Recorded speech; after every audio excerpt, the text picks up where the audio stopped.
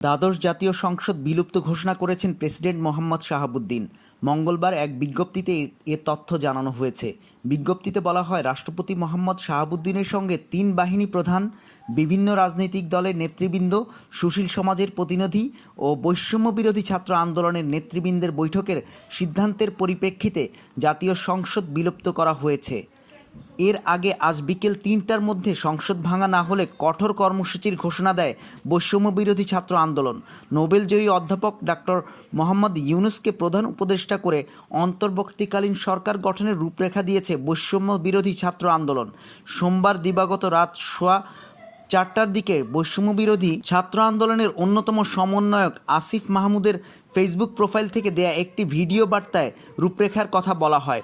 উল্লেখ্য, এর আগে গতকাল সোমবার দুপুর 2:30টায় বঙ্গভবন থেকে প্রধানমন্ত্রীর পদ থেকে পদত্যাগ করে একটি সামরিক হেলিকপ্টারে দেশ ছেড়ে চলে যান শেখ হাসিনা।